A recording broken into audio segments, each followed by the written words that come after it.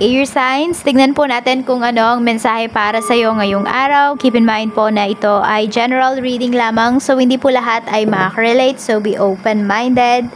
Ayan, sa mga hindi pa po nakasubscribe dito sa ating channel, please subscribe na po kayo and pa-like na din po ng ating video. At sa mga nice naman po mag-avail ng ating private readings, Lucky Stones and Amulet, makikita nyo po yung link sa description box below. Tarot Intentions by Alian Reyes. I'm sending you positive energy. Air signs for today. Tignan natin, we have number 40. Ayan po.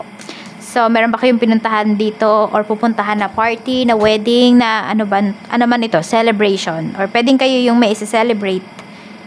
Ayan, you're celebrating something. Something small, something big.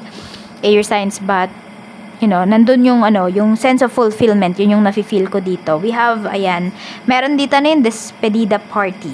Hindi desperada party, ha. Despedida party. Number 31. Ayan po. So, pwedeng meron na talagang direction yung mga inaayos po ninyo. You know? Kung before, air signs, nawawalan kayo ng pag-asa dito sa mga, sa mga nangyayari sa life ninyo. Kung may naayos kayo mga papeles, feeling mo hindi mo siya maayos, pero ngayon may direction na talaga siya. We have number 23. So, meron din dito pwedeng nagse-celebrate ng anniversary, ng monthsary. Happy anniversary, happy monthsary po, air signs. Meron dito talagang tao na sobrang mahal na mahal ka. Yung ang dami-dami niyang sinacrifice sa'yo. Some of you, pwede magkalayo kayo LDR. Meron dito, pwede po na dalawang, same-sex relationship yung iba sa inyo. We have number 3. Ayan. Okay. So, marami po dito, air signs na mga pangarap talaga ninyo na matutupad.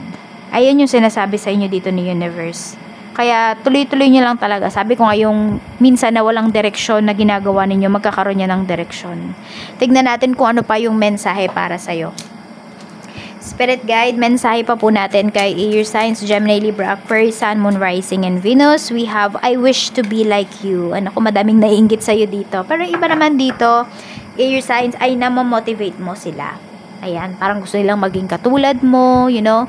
Pwede kasi the way na dinadala mo yung sarili mo, very graceful, you know, you're so graceful and full of confidence. Hindi naman lahat sa inyo, pero ayun, madami dito na gusto nila na maging katulad kayo. Tingnan natin kung ano pa yung mensahe para sa'yo. So, madaming natutuwa din sa'yo talaga, air signs. Tingnan natin ano pa yung mensahe. Siguro magaling kayo magdala ng problem, no? Iniisip nila wala kayong problema. Tignan natin, meron tayo dito, a blessing on your sleep. So, di ba nga, makakatulog na talaga kayo ng maayos kasi nga, ayan, meron na kayong peace of mind. Ay, okay, okay na yung mga problems ko, solved na siya, yung mga papers ko, okay na. Ayan, basta nyo, naghihintay na lang kayo ng date ng flight. Tignan natin, ano pa, spirit guide, we have a blessing on a new venture. Okay, so meron naman dito, pwedeng magsisimula kayo pagdating sa, magsisimula ng business, magsisimula ng, itong mga tina-target po ninyo. Target nyo bang magkaroon ng bahay, ng sasakyan, ng pamilya, ngayong taon na ito, ngayong 2024. So, pwedeng makukuha nyo talaga yan, air signs. Tingnan natin, we have a blessing for healing of injury or illness. O, ito yung iba sa inyo. Pwedeng yung business na gagawin po ninyo, may kaugnayan siya sa health. Oo, yung iba sa inyo. Yan. Tapos, meron din dito, ayan, gagaling po kayo, air signs, kung meron kayong mga nararamdaman ngayon or pwedeng nasa recovery stage na. Marami dito, health nyo muna talaga yung inyong inaasikaso ngayon. Tingnan po natin ano pa yung mensahe para sa'yo. Spirit guide, mensahe pa po natin kay air signs. Okay, we have Ace of Air. Ayan. So, meron tayo dito pagdating sa trabaho. So, may mga adjustments. Pwede kasi na bago pa lang yung iba sa inyo pagdating dito sa trabaho. Yung iba naman po sa inyo, parang kakabalik nyo lang from, from vacation. So, medyo naninibago pa kayo. Ayan. Malamig ba sa, sa workplace ninyo? Yung iba sa inyo parang giniginaw kayo. Or medyo masama nga yung pakiramdam ninyo, air signs. Ayan po. So, ayun talaga, madami dito is nai-inspire talaga sa inyo. Meron tao dito na gusto makipag-usap sa iyo about dito sa business mo, about dito sa trabaho mo. Tignan natin sa business naman, we have 7 of Air. Ayan, pagdating naman sa business, medyo maging maingat daw kayo, sabi ni Universe. Ito yung sinasabi kasi parang meron kayo dito kasing pagbibigyan. So, parang mauulit-ulit siya. Parang alam mo yung iti-take advantage kayo ng tao. Tapos, ingat din kayo. Baka may makatulog naman dito sa pwesto po ninyo. So, baka manakawan yung iba sa inyo. Yan. Basta mag-ingat kayo. Maging, maagap? Tama ba? Maging alert to kayo. Yan yung sinasabi sa inyo dito ni Universe. Tingnan natin. Tapos maging aware din kayo kasi baka mamaya may magbayad sa inyo ng mga peking coins. Alam mo yon yung parang mga, ano ba yun? Tawag token. Di ba token yung minsan binabayad tapos yun pala akala mo piso, ganun. So, sayang din, di ba? Kita na naging bato pa. Naging token pa. Pagdating naman sa iyong, sa pera. 5 of air. So, meron tayo dito. Ito, meron kayong kailangang reassess dito. Okay? Pag-isipang mabuti pagdating sa pera.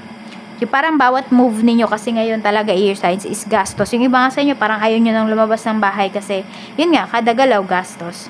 Gusto nyo lang magstay sa bahay. Pero ayun, di naman pwede na ganun, lalo na kung di naman kayo work from home, diba? So, tignan natin. Okay. Medyo mag-ingat ka lang pagdating dito sa pera mo kasi baka mamaya ay ma-invest mo yan sa mali. Okay? Sa maling tao. You know. Tignan po natin pagdating naman sa love life mo, energy ng love life, we have 10 of earth, prosperity, security, tradition. Tignan natin sa mga single po na air signs, we have 4 of fire. Okay, so yung iba po sa inyo is stable naman. Kung sabihin natin kung ano man tong relationship mo with that person, kung sino man itong kadil mo, is maganda naman po yung tinatakbo ng inyong relasyon. Okay, so pwedeng papunta na to, magle-level up na yung inyong relasyon. Ayun yung sinasabi dito. Some of you lang kasi dandun pa kayo sa tradition, okay? So, pwede rin naman na gusto mo kasi there is sense of security pagdating dito sa inyong relasyon. Or alam mo kung ano ba yung pwesto mo, alam mo kung paano ba i-handle ito kung naging kayo na. So, kinikilala mo pa yung person. Ay, hindi to. Pero ano ba to? A blessing on a battle that cannot be avoided, okay? So, meron kayo dito talaga na mga battles na hindi nyo na maiiwasan. Alam mo yung kahit saan ka pumunta, ito pa rin yung makakaharap mo. So, harapin mo na siya. Huwag ka nang matakot. So, dagdag ito sa lucky numbers natin.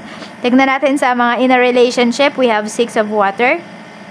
Okay, pwedeng ito regards dito sa tao na ka-deal mo. So, parang kahit anong iwas mo sa tao na to, kung iniiwasan mo man siya, di mo yan maiiwasan kasi pwedeng siya talaga yung destiny mo. We have 6 of water. We have memories, childhood, and nostalgia. Sa mga in a relationship to. Okay, so meron dito, pwede po na, ayan, kababata mo ba ito? Air signs. So, parang nagbabalik tanaw kasi yung iba sa inyo. Parang medyo senti yung person mo ngayon. Or more on, ano siya? May tawag doon?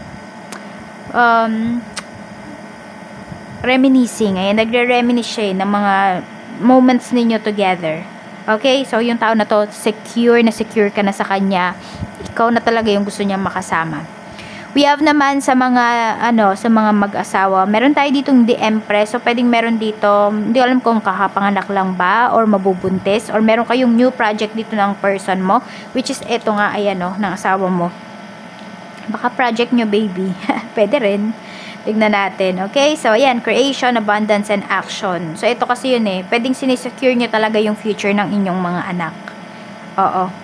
So, parang bago kayo mag-baby number 3, air signs, sinasabi dito sa inyo ni Universe, dapat kasal na yung iba sa inyo, ay, may kasal na pala dito. I mean, yung pamumuhay ba ng iba sa inyo. Ayan. Yung talagang masagana na. Ewan ko, ganun na yung naiisip ninyo ngayon Kasi, pwedeng naranasan nyo kasi sa, diba, sa life ninyo, na hindi naman kayo ganun kaalawan sa buhay, so alam nyo na mahirap. Kaya gusto ninyo dito, bago kayo magdagdag ng baby, is secured na talaga yung, alam nyo, secured na yung future niya. Yung hindi kayo mahirapan talaga, hindi kayo may stress sa kung saan kayo kuha ng pan-diaper, ng panggatas. We have number 3. Meron tayo ditong 42, 20, and 6. 29, 48, 23, 31, and 40. Meron pala dito magiging lola na. Ito yung iniisip ninyo. Pwedeng ayan, may anak kayo dito, mabubuntis or makakabuntis po yung anak ninyo. So, ayan lang po. Maraming salamat, air signs. Mag-ingat ka always. More blessings to come. And see you again on my next video. Bye!